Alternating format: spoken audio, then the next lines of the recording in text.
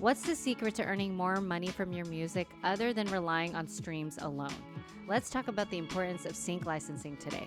Hey everyone, welcome back to Cozy with Calinnah, where I dive into my journey as an independent artist, the highs, the lows, and everything in between. Don't forget to watch a new episode every Thursday. Now, first things first, let's talk about what sync licensing is.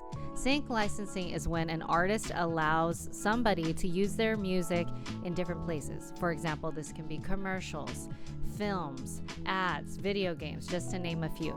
So this means if your music gets played, you get paid. Yay! There are 3 reasons why you should consider sync licensing as an independent artist.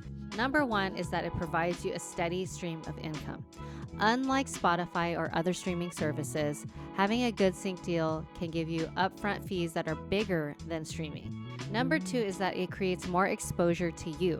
You can reach bigger audiences and even globally, even if you're a small artist. You don't have to be Rihanna or Beyonce to have your music placed. Number 3 is having control over your music.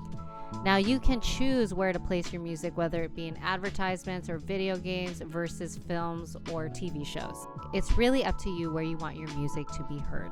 Now you might be thinking, what kind of music qualifies for these types of sync deals? Recently, I read a book called Get Repped in Sync, which is a great book for artists who are looking to get into sync because it lays it down in very simple terms where we can comprehend this as artists. Number 1 is to have quality recordings. Now this means that your music will be professionally mixed and recorded.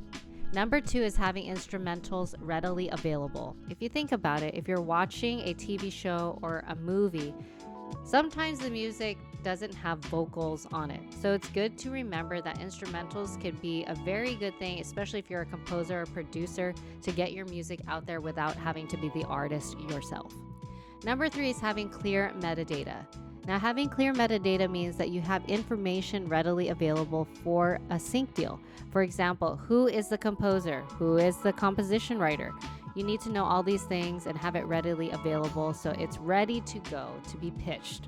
Also, files matter. What kind of files are you sending? Are they MP3s versus waveforms? You need to know what they're looking for. Now you might be thinking, Calinnah, this is all really good information, but where do I find these opportunities?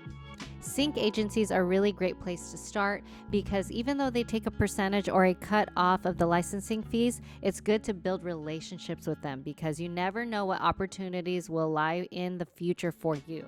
For example, you could probably end up collaborating with new songwriters, producers, or composers. Another place to look are music libraries. It's important to do your due diligence and research to know what trends are happening right now and also what is unique to your particular sound as an artist. Some websites you might want to look at are TuneFind, The Music Box, iSpot TV, or even Spotify to look at playlists. Another place to find opportunities is to build a relationship with music supervisors. If you know of anybody who's already working in film, it would be a great idea to build a relationship with the music supervisor so that you can pitch your music for the next film or TV show. Now let's say you've pitched a great email already and have landed a sync deal. You need to know the importance and the art of negotiation. Negotiation is key because you don't want to just discuss the payment, but you want to discuss all the other details like where your song is exactly going. I would suggest that you would hire a lawyer so that you understand what the contracts say. And if you don't have a lawyer, probably ChatGPT can do that for you. FYI.